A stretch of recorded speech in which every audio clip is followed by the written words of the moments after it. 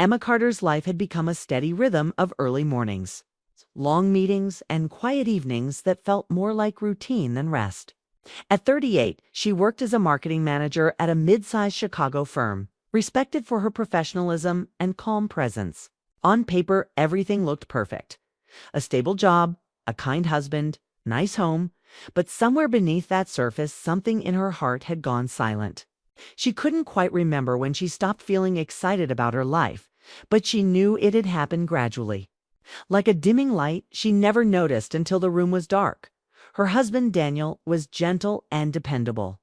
He loved her in a quiet, practical way, always there, always polite, but distant in the ways that mattered most. Their conversations had become about grocery lists and schedules. Their smiles, once full of warmth, now carried politeness instead of passion. Emma didn't resent him.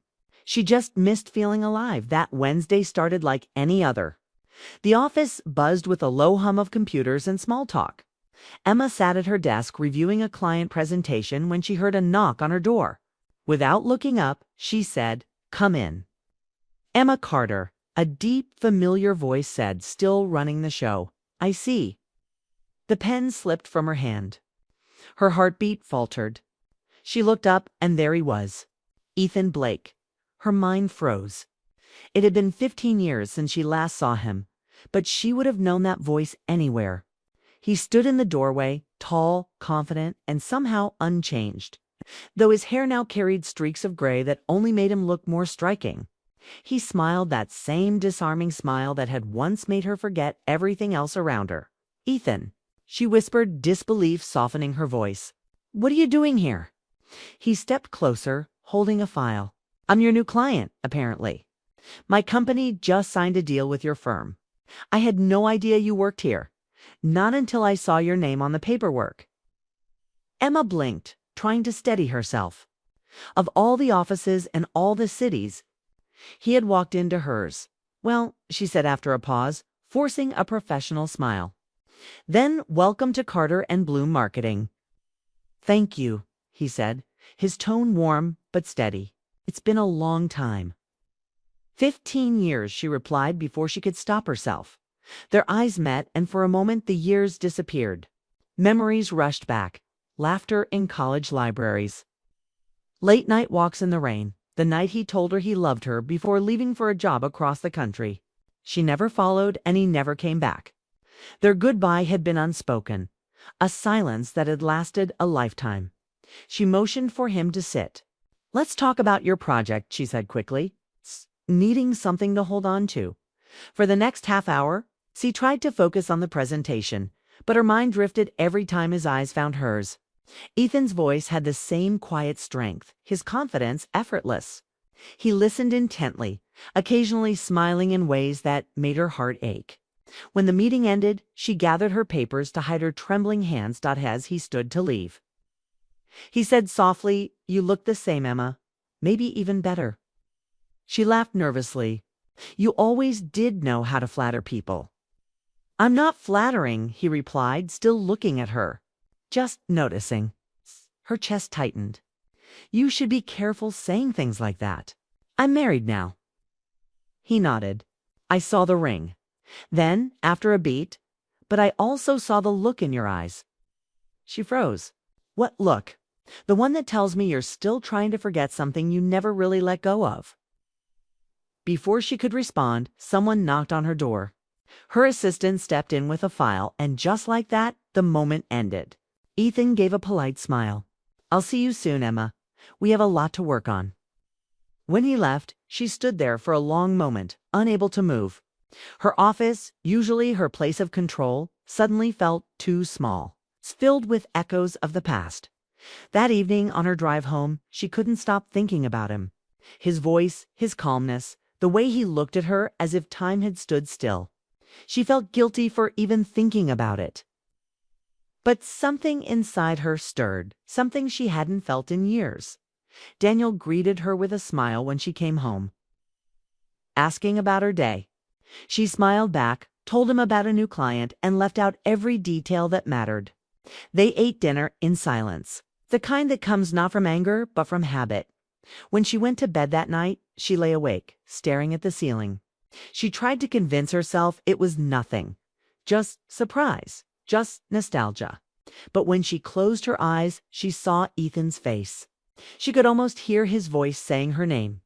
The next morning, she arrived at work early, hoping to bury herself in tasks. But as she sat at her desk, she noticed a small envelope placed neatly beside her laptop. There was no name, no signature, only one handwritten sentence. Some things never really end, do they? Her pulse quickened. She looked around, but the office was still empty. Her mind raced. Was it him? How did he get in? Why would he leave that note?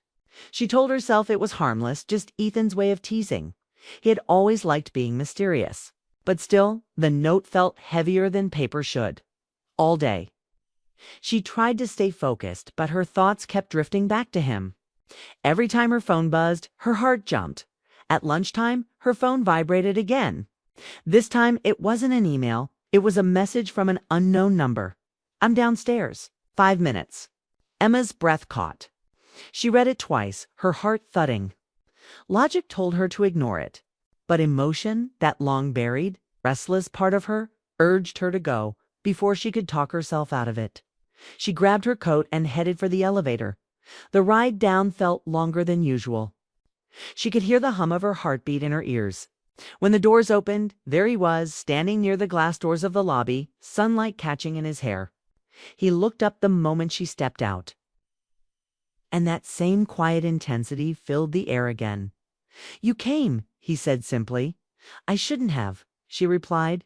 "But you did." She tried to sound firm. "Ethan, this isn't appropriate. I'm married. You're here for business." "I know," he said softly.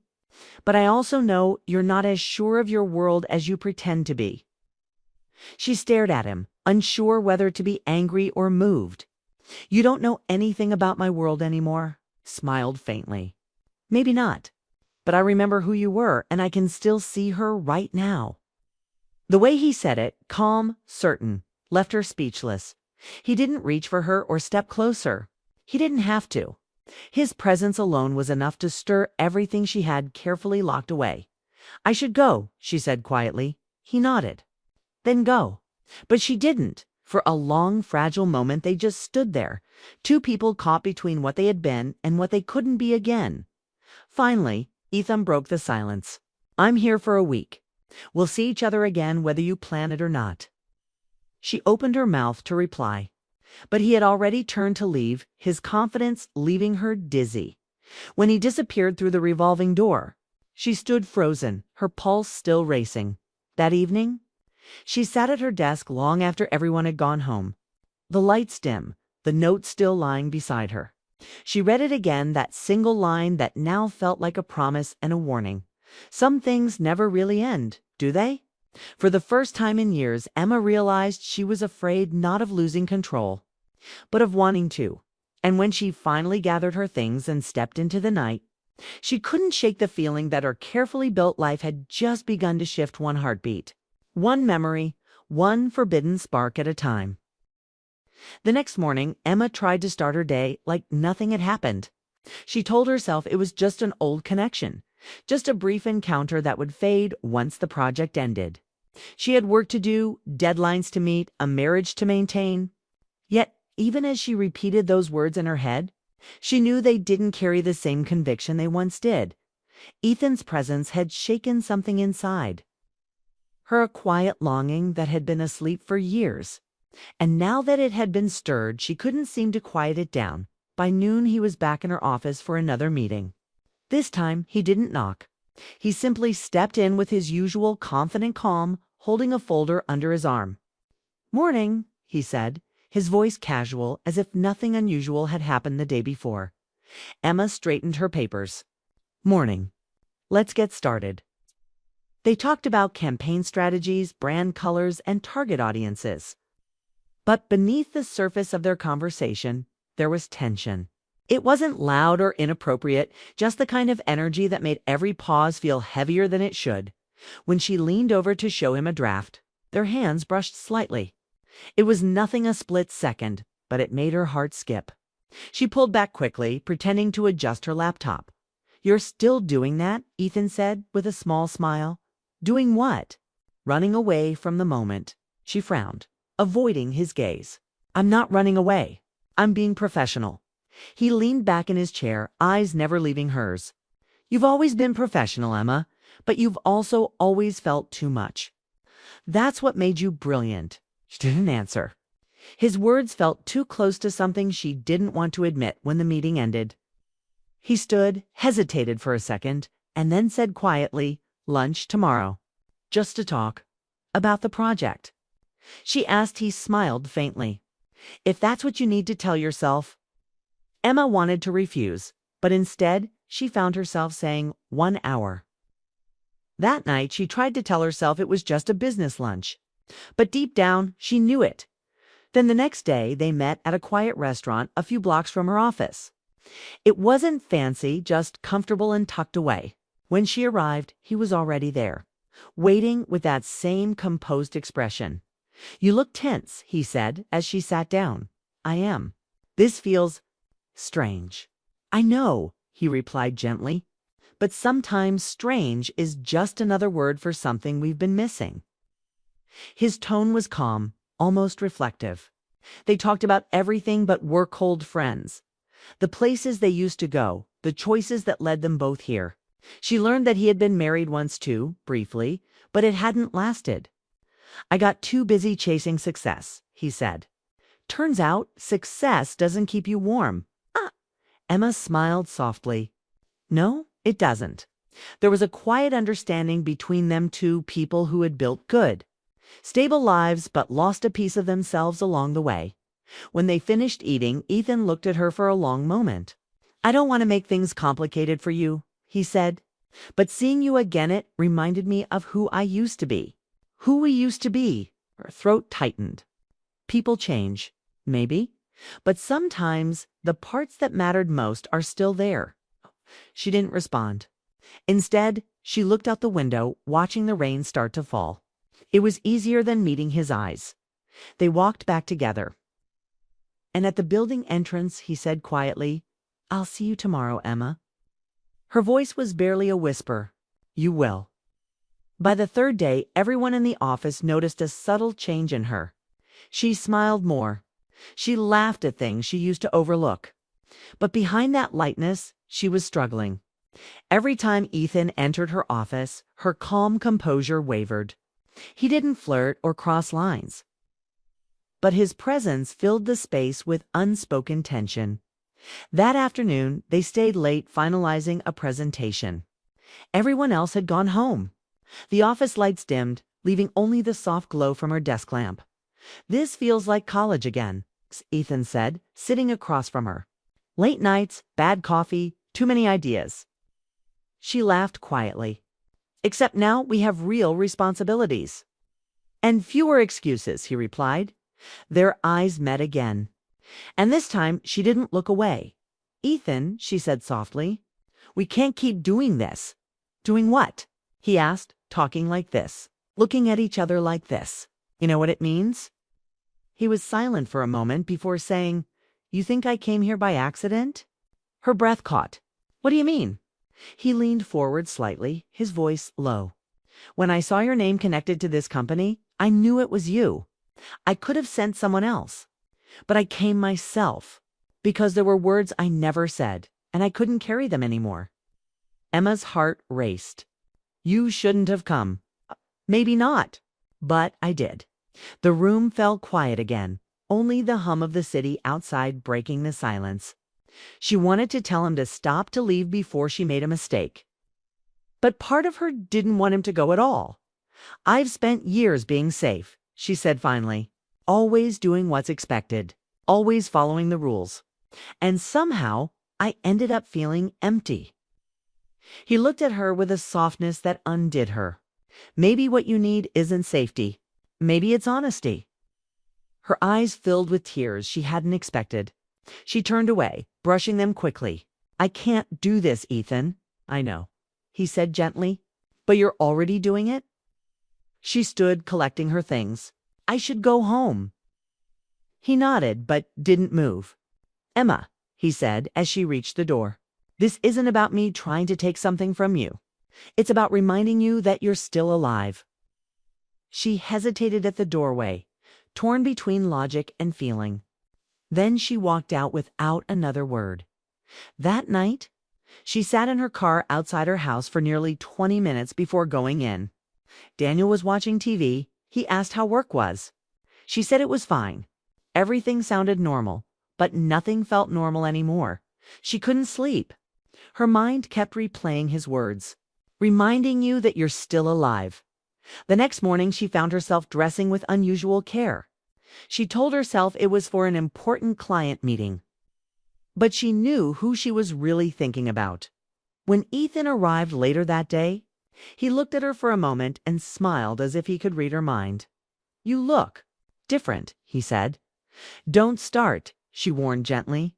"Just an observation." The day moved quickly, meetings, emails, deadlines, but every shared glance between them carried weight.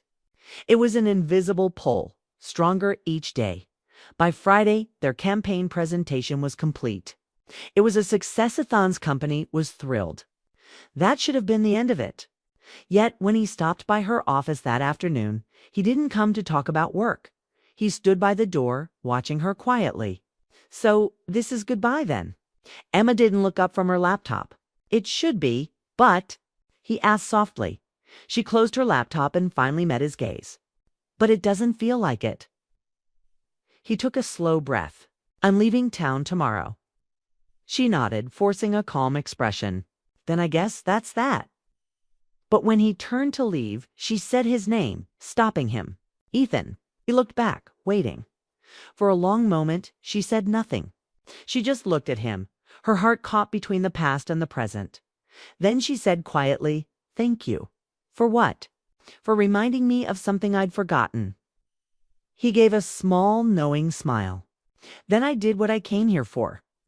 And with that, he walked out. Emma stood there long after he was gone. Her emotions tangled relief, sadness, gratitude, longing. She didn't know what would happen next, or if anything ever would. But something inside her had shifted. She felt alive again, scared, but alive, as she sat back down, the city lights glimmering outside her window. She realized that sometimes the most dangerous feelings weren't the ones you acted on. They were the ones you carried quietly, forever changed by a moment that never fully became what it could have been. A week had passed since Ethan left Chicago, and Emma had tried her best to slip back into her routine.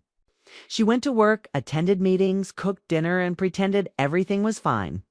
But the truth was, she wasn't the same person anymore. Something had changed quietly, but completely.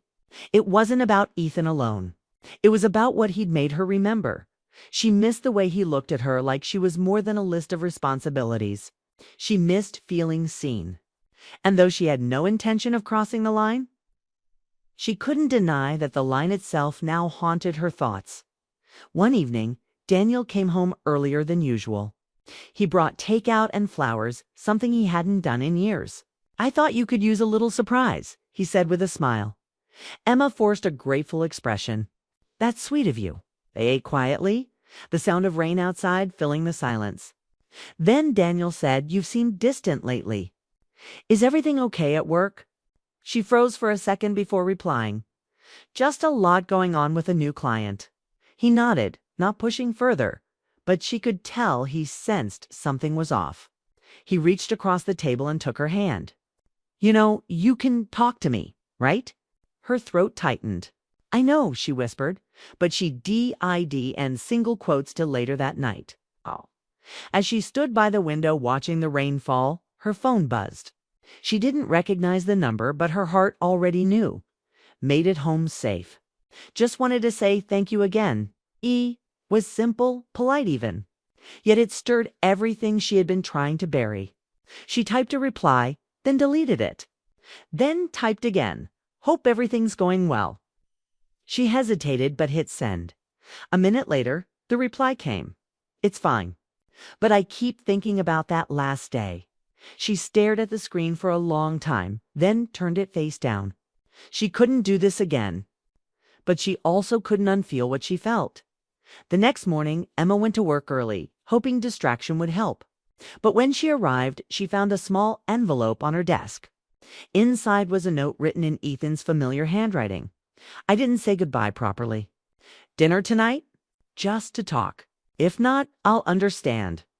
No signature, no pressure, just a choice." She stared at it for minutes, her heart thudding. The smart thing would be to ignore it, to throw it away and move on. But curiosity, the same quiet pull that had drawn her from the start, made it impossible.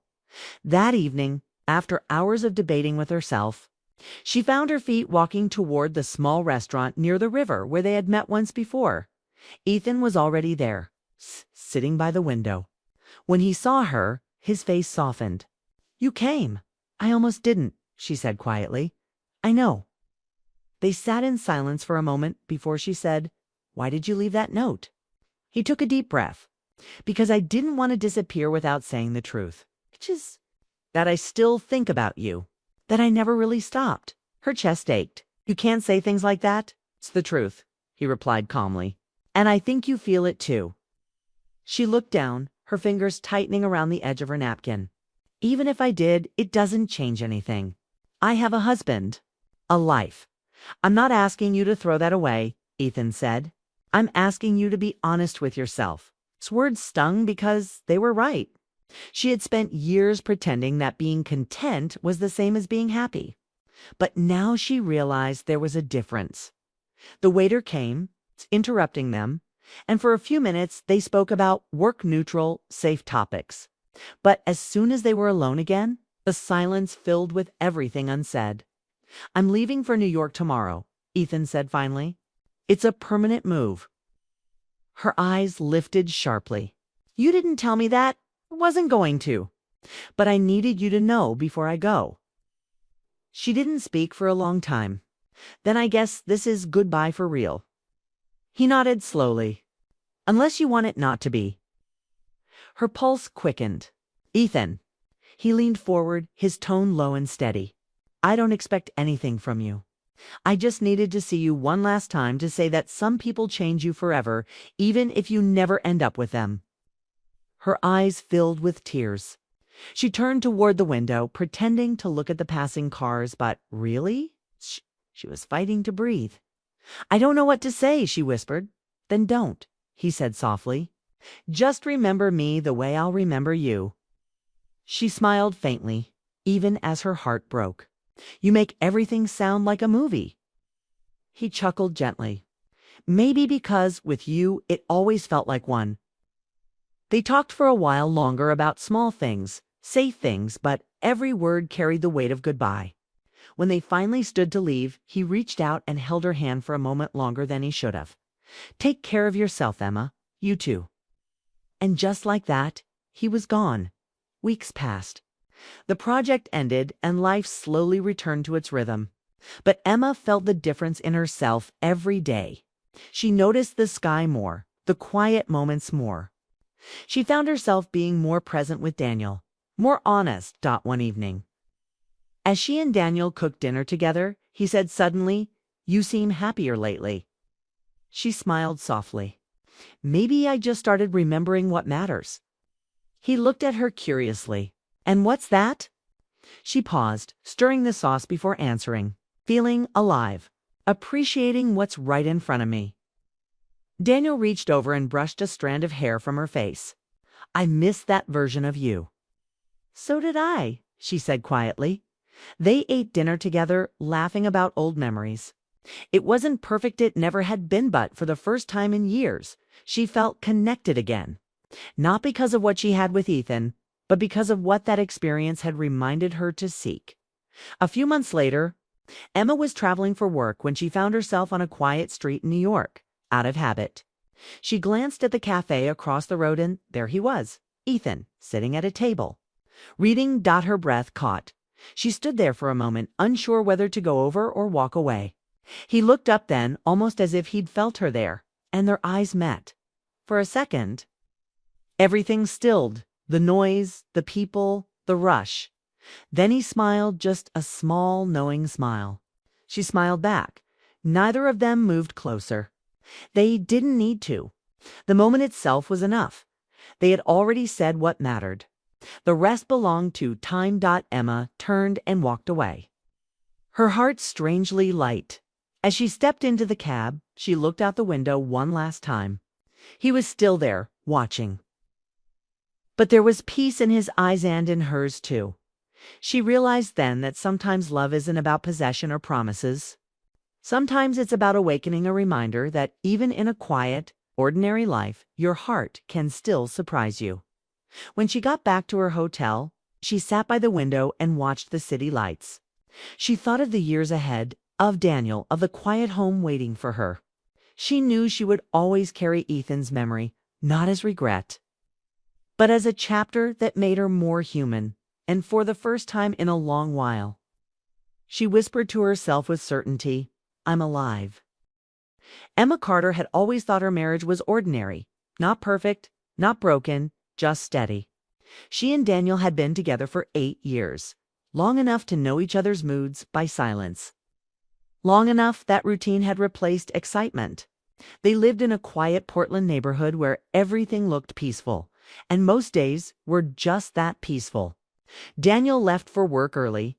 Emma worked from home as a designer, and by the evening, they'd have dinner together while talking about small, forgettable things. But lately, something had changed. Daniel had become distant.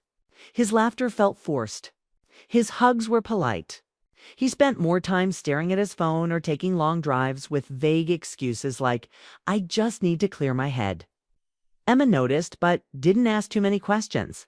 She told herself every marriage had quiet seasons, and maybe this was just theirs. But that illusion broke one evening when he said something she couldn't forget. They were eating dinner, roast chicken. Her attempt to make something special since he'd been so withdrawn lately. Halfway through the meal, Daniel put down his fork, looked at her, and said softly, "It's time." Emma froze, unsure what he meant. "Time for what?" she asked, smiling nervously. Daniel didn't answer. He looked at her with an expression she couldn't read, like he'd made a decision and was waiting for her to understand. But how could she? The words were too heavy to be casual and too strange to be comforting. When he didn't explain, she tried to laugh it off. "You mean it's time for dessert?" She joked, but her voice trembled. He forced a smile, then stood up and started clearing his plate. "We'll talk later," he said, and left the table. That night, Emma couldn't sleep. She kept replaying the moment, the tone of his voice, the look in his eyes. It wasn't anger. It wasn't love. It was finality, the kind of tone people use when they've already decided. Something you don't know about yet. When she woke up the next morning, Daniel was gone. He'd left a note on the counter. "Be ready tonight. We need to talk." The words made her heart race. We need to talk. Everyone knew what that meant, but she refused to let panic take over. Maybe it was about work. Maybe he was planning something, a move, a change. Still, deep down, she feared it was worse. She spent the entire day in restless anticipation. Every sound made her jump. Every glance at the clock made her heart thud louder. She tried working but couldn't focus. She called him twice, no answer. By 5, she was pacing the living room. Every thought in her head clashing with the next dot. Was he leaving her? Had he fallen out of love? Was there someone else? When the doorbell rang around 7, she nearly dropped the glass she was holding. She rushed to the door, expecting Daniel, maybe with an apologetic smile or flowers to soften whatever conversation they were about to have. But when she opened it, she froze. Standing there was a woman, tall, graceful, maybe early 30s. Her auburn hair was neatly tied, and her posture had the kind of confidence that immediately filled the room. She wasn't smiling, but she wasn't hostile either. Her eyes were calm to calm. "Hi," the woman said softly. "You must be Emma." Emma blinked. "Yes. Can I help you?" The woman hesitated. "I'm Claire." The name felt oddly familiar. Emma frowned. She had heard Daniel mention a Claire once or twice, a consultant from his firm, someone helping on a project. But she couldn't understand why that woman was standing at her door at night asking for her husband. "Is Daniel here?" Claire asked, her tone steady but cautious. "He's not home yet," Emma replied. but he should be soon. Claire nodded and looked down, as if preparing for something difficult. Then maybe I should wait. Emma's first instinct was to refuse. Her mind screamed that something was wrong. No coworker showed up at someone's home uninvited. But before she could say anything, she saw headlights outside. Daniel's car. He stepped out wearing the same gray coat he always wore. But the expression on his face was different, not surprised to see Claire, but resigned. Emma's stomach dropped when Daniel walked up to the porch. The look in his eyes said everything she didn't want to hear. He wasn't shocked to see Claire. He had expected her. "What is this?" Emma demanded, her voice trembling. Daniel looked at Claire, then back at Emma. "Let's go inside," he said quietly. Inside, the silence felt like it was pressing on Emma's chest. Daniel didn't sit. Neither did Claire. Emma crossed her arms, her mind racing through every possible explanation, but all of them ended badly. Finally, Daniel spoke. "Emma, this is Claire." "I know who she is," Emma said sharply. "Why is she here?" He took a deep breath. "Because it's time to tell you the truth." Emma's breath caught. The truth about what? Daniel's eyes dropped to the floor. "About us. About what's been going on." Claire shifted uncomfortably, but she didn't interrupt. Emma's pulse quickened. "You're not making sense," she said. "Daniel, what's happening?" He rubbed his temples and said, "Claire and I worked together for a long time. It started simple, late nights, long meetings, shared frustrations. I didn't mean for it to happen, but feelings got involved." The world went silent around Emma. The clock ticked. The air felt heavy. She finally whispered, "Are you saying you had an affair?" Daniel hesitated. "It wasn't physical." Emma laughed bitterly. "That's supposed to make it better." Claire spoke for the first time, her tone steady. "He's telling the truth. It wasn't physical. But it was real. And it had to end. He knows that." Emma turned to her. "You don't get to tell me what he knows." Claire lowered her eyes. "You're right. I just came because he said it was time you heard it from both of us." Emma could barely breathe. She sat down, gripping the edge of the table. "Time for what, Daniel?" "To destroy everything." Daniel's voice broke slightly. "To stop pretending. You've known for months something was wrong. I can't keep living like this, keeping secrets, lying by omission. You deserve honesty." Emma shook her head, tears threatening to fall. "You think honesty fixes betrayal?" He didn't answer. Claire quietly said, "I'll leave." She walked toward the door but stopped for a moment. Her voice softened. "He does love you, Emma. He just got lost." Then she left. When the door closed, Emma turned to Daniel, her voice shaking. "You invited her here. You planned this." He nodded slowly. "Yes." Her heart sank. "Why? Why make me face her?" "Because I didn't want you finding out another way," he said quietly. "And because I needed to face you both. I needed to own what I did." Emma wanted to scream, to throw something, to demand answers. But instead, she sat there, numb, silent, staring at the man she once thought she knew better than anyone. Outside, rain began to fall, tapping gently against the window. Inside, the silence stretched until Emma finally stood. "I don't even know who you are anymore," she whispered. Daniel's voice broke. "I'm still me, Emma. Just a man who made a mistake." She shook her head. "No, you're a man who made a choice." Then she walked out of the room, closing the door behind her. That night, Daniel slept in the guest room. Emma lay awake, her eyes open in the dark, replaying every conversation, every laugh. Every late night he'd said he was working late. Every moment now carried a shadow she couldn't unsee, when she finally drifted to sleep near dawn. One thought echoed in her mind. It was time, but she still didn't know time for what. Time to heal, time to leave, or time to face a truth she wasn't ready for. Either way, her life had already changed forever. The morning after Daniel's confession, the house felt heavier than it had ever been. Emma moved through the rooms like a stranger. The kitchen, the living room, Even the couch where they used to watch movies together now felt unfamiliar. Daniel had already left for work when she woke up. He'd left another note on the table. "We'll talk tonight, please." But Emma didn't want to talk. What was left to say after he'd admitted that another woman had taken up space in his heart, even if he insisted it wasn't physical? She had spent years believing that love meant trust, that as long as you were faithful in body, the heart would follow. Now she knew how wrong that was. Sometimes betrayal didn't start in bed. Started in the quiet spaces between two people who stopped trying. She made coffee but didn't drink it. Every sip felt like effort.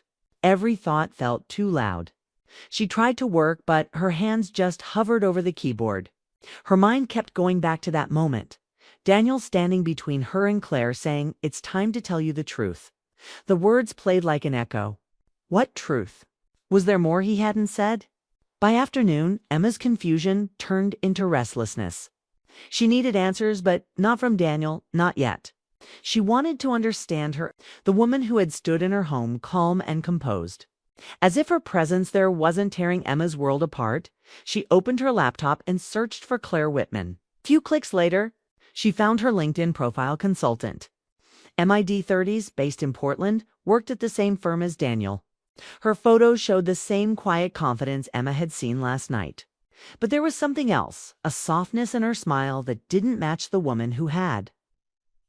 Stood in Emma's doorway. For a moment, Emma almost pitied her. Maybe Claire was lonely. Maybe she hadn't meant to fall into this mess either. But then Emma thought about Daniel inviting her to their home. And pity turned to anger. She closed her laptop, grabbed her coat, and left. She didn't know exactly where she was going until she was already driving toward Daniel's office. The drive felt longer than usual. The October sky was gray, mirroring her thoughts. When she arrived, she sat in her car for a few minutes, rehearsing what she'd say if she saw Claire there. But when she finally walked into the building, Daniel's assistant told her he was in a meeting with Claire. Emma froze. "Can you tell him his wife is here?" she asked, forcing a polite tone. The assistant hesitated. "They're in a private conference room. Do you want me to interrupt?" Emma shook her head. "No, that's fine." She smiled tightly and walked away. But inside, she was shaking. She found the hallway that led to the conference rooms. The glass walls were frosted, so she couldn't see much, but she could hear faint voices. Daniel's low tone. Claire's softer one. Emma stood there, heart pounding, not wanting to eavesdrop, but unable to move. Then she heard Claire say something that made her stop breathing. "She doesn't know the full reason, does she?" Daniel's voice was quiet. "No, I'm not ready." Emma backed away, her pulse thundering in her ears. The full reason. What else could there possibly be? She left before they saw her. The cold air outside hit her face, but it did nothing to cool the storm inside her. If Daniel still wasn't telling her everything, then the worst wasn't over. That evening, Daniel came home looking tired. He opened his mouth to speak, but Emma stopped him. "I went to your office today," she said calmly. His face went pale. "You what?" "I didn't go inside your meeting," she continued, "but I heard enough to know you're still hiding something." Daniel rubbed his face with his hands. "Emma, please. It's complicated." She folded her arms. "Then uncomplicate it." He sighed heavily. "It's not what you think. Claire didn't come just because of what happened between us. There's more. Something she thought you needed to know." Emma frowned. "Something I need to know." He nodded. "About me." Before she could ask more, her phone buzzed. A message, unknown number. It was from Claire. "I think you deserve to hear the truth directly from me. Can we meet tomorrow? Alone." Emma stared at the message, then looked at Daniel. "Did you ask her to text me?" He shook his head. "No, but maybe you should go. Maybe it's time." That word again. Time. It felt like every time Daniel said it, another piece of her world shifted. The next day, Emma met Claire at a small cafe near the river. The place was quiet, almost too quiet for what Emma expected would be a difficult conversation. Claire was already there sipping tea, looking as composed as ever. "Thank you for coming," Claire said gently. Emma sat down. Just tell me what this is about. Claire nodded. Daniel told you the emotional part of what happened between us, but he didn't tell you why it happened. Emma's eyes narrowed. Ah. Claire hesitated, then said because he was trying to protect you. Emma's heart pounded. Protect me from what? Claire took a deep breath. Daniel was dealing with something he couldn't tell you, something personal. His father's illness, the pressure at work, the constant travel. He felt like he was drowning, and he didn't want you to see him that way. That's when we started talking more. It wasn't romantic at first, just to people who understood stress. But it grew into something deeper, something emotional. And when he realized it, he ended it. Emma frowned. So why tell me now? Why bring me into it if it's over? Claire looked down. Because he's been struggling again. He didn't want you to find out from anyone else that I've been helping him with a personal project. Something connected to his father's foundation. He thought honesty would fix everything, but I think it just made you hurt more. Emma was silent for a long moment. The anger she had carried for days began to fade, replaced by confusion. She wanted to hate Claire, but nothing about her tone felt cruel or self-serving. Do you love him? Emma finally asked. Claire's eyes softened. I care about him, but love. No, not in the way you think. He loves you, Emma. He talks about you all the time. I just got caught in the space between what he wanted to be and what he was struggling with. Emma didn't know what to say. The truth felt both lighter and heavier at once. After a moment, Claire stood. He's a good man who made bad choices. You both deserve a chance to fix what's broken. Don't let me be the reason you don't. Then she left, leaving Emma sitting there with her heart pounding. That night, Emma walked into their home and found Daniel sitting by the window, staring out into the dark. She sat down across from him. I met Claire, she said softly. He nodded, not surprised. I figured you would. She told me about your father, Emma said. Why didn't you tell me yourself? Daniel sighed. Because I didn't want to be weak in front of you. You've always seen me as steady, reliable. I didn't want to burden you with more. She looked at him for a long moment. You didn't just hide your pain, Daniel. You built a wall between us and let someone else stand where I was supposed to be. He closed his eyes. I know. And I hate myself for it. For the first time in days, Emma saw the exhaustion behind his eyes. Not just guilt, but real sadness. Maybe even shame. I don't know if I can forgive you yet, she said quietly. But I want to understand. I want to believe that this isn't the end. Daniel reached for her hand, hesitating. I don't deserve another chance, but I'll spend the rest of my life earning it if you let me. Emma didn't pull away. She didn't hold his hand either. She just looked at him, tears welling up, unsure what came next. The silence stretched, filled only by the soft hum of the city outside. Maybe healing wouldn't come quickly. Maybe love once cracked never fully returned to what it was. But as she sat there, Emma realized that pain didn't erase everything. Sometimes it revealed what was left beneath the ruins. When Daniel whispered, "It's time to start over," she didn't answer. She just nodded faintly, because maybe, just maybe, it was. The days after Emma met Claire were quiet but heavy. The tension between her and Daniel had softened into something fragile, not peace, but an uneasy calm that came after the storm. They moved through their routines gently. Think two people learning how to share the same space again without breaking it. Daniel had stopped trying to explain things. Instead, he tried to show change through small acts, making her coffee in the mornings, picking her up from work, fixing the garden fence she'd asked about months ago. He didn't say, "I'm sorry" anymore. He simply tried to live it, Emma noticed, but she wasn't ready to forgive. Forgiveness, she'd learned, wasn't a single act. It was a slow rebuilding of trust. And she wasn't sure if she could lay that foundation again. One evening, while Daniel was out at his father's foundation meeting, Emma sat alone at the kitchen table. The autumn wind rattled the windows, carrying with it the kind of silence that makes you reflect too deeply. She opened her laptop, staring at an unfinished document, a resignation letter she'd started writing weeks ago when everything fell apart. But before she could type another word, her phone buzzed. It was a notification. An email from Claire. Emma hesitated, her heart racing. She opened it, expecting something short, maybe a goodbye or an apology. Instead, it was a letter long, honest, and filled with truths Emma hadn't known she needed. Emma, I know this may feel strange, hearing from me again. But I wanted to say something I couldn't during our last meeting. You deserve clarity not just about Daniel, but about yourself. I've watched him these last few weeks. He's not the same man who let our friendship cross boundaries. He talks about rebuilding his marriage with a kind of fear that only comes from realizing what he almost lost. I know you might still be angry, but I hope you also see the man trying to make it right. And you, Emma, don't let this break define you. You have a strength he admires more than he ever expressed. I saw it too, even from the outside. That strength is why I stepped back. You deserve a life that isn't built on pain, but on choice. Choose healing, whatever that means for you. Claire. Emma read the letter twice. There was something disarming about Claire's honesty. It wasn't an attempt to justify anything, it was a closure she hadn't realized she still needed. She closed the laptop slowly and stared at the flickering light above her. Maybe for the first time, she didn't feel like a victim. She felt like someone who had survived something painful but necessary, the breaking of an illusion.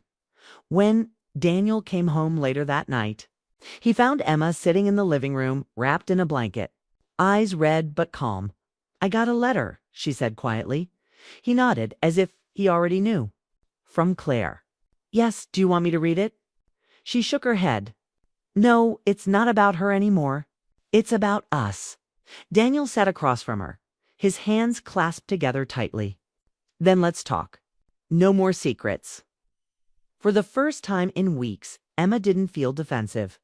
I've been thinking, she said, about what we were before all this. Maybe we got too comfortable. Maybe we stopped seeing each other. Daniel looked down. You're right. I thought loving you quietly was enough. I didn't realize love needed to be spoken out loud. It always does, she said softly. They talked for hours about their mistakes. About Daniel's guilt, about the walls they both built without realizing it. There were tears, but also small, uncertain smiles. It wasn't forgiveness. Not yet, but it was understanding later that night. When they went to bed, Daniel didn't reach for her hand, and she didn't offer it. But there was a peace in knowing that maybe, in time, they would. Over the next few weeks, life began to move again. Emma returned to work, threw herself into new projects, had even started volunteering at the local art center, something she'd always wanted to do but never had time for. Daniel supported her quietly, giving her space, but showing up when she needed him. One Saturday morning, surprised her with a small box on the breakfast table. Inside was a simple silver bracelet, no diamonds, no grand gestures. Just a small engraving on the inside that read, "For the woman who stayed." Emma looked up at him, her eyes softening. You didn't have to. I know, he said. But I wanted to remind you that I see you now. Really see you? It wasn't about gifts or apologies anymore. It was about showing up. That afternoon, we drove to Daniel's father's old cabin near the lake, a place they hadn't visited since before everything fell apart. The cabin was quiet, the lake shimmering in the pale sunlight. As they sat by the water, Daniel spoke softly. I used to come here when I was young. My dad would tell me that love isn't about who's right or wrong. It's about who's willing to stay and try again. Emma smiled faintly. That sounds like something your father would say. Daniel nodded. He believed people could always begin again, even after breaking. They sat in silence for a while, watching the water ripple. The hurt wasn't gone, but something new had begun to grow between them. A fragile trust built not on pretending nothing happened, but on accepting that it did. When they returned home that evening, Emma walked into the kitchen to find a small envelope on the counter. Her name was written in Daniel's handwriting. She opened it carefully. Inside was a handwritten letter, Emma. If you're reading this, it means I've found the courage to say everything I couldn't in person. I was a coward, afraid of letting you see my weaknesses. I thought protecting you meant hiding the truth, but all it did was push you away. I never stopped loving you, Not for a moment, but I forgot that love isn't a feeling. It's a choice we make every day. You've always chosen me, even when I didn't deserve it. Now it's my turn to choose you fully, honestly, without fear. I'm sorry for the pain I caused, but I'm grateful for what it taught me. That love isn't about perfection. It's about forgiveness, effort, and faith. If you can find it in your heart to start again, I'll be here. If not, I'll still thank the stars every night for the years you gave me. Daniel? Emma's hands trembled as she folded the letter.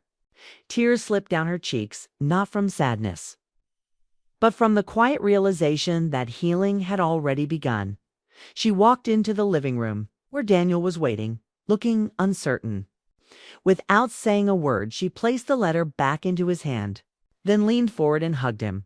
The first real embrace since everything happened. "It's time," she whispered. Daniel's voice broke slightly. "Time for what?" "To stop being afraid." And just like that, the silence between them wasn't heavy anymore. It was peaceful. Months later, the two of them stood by the same lake again, hand in hand.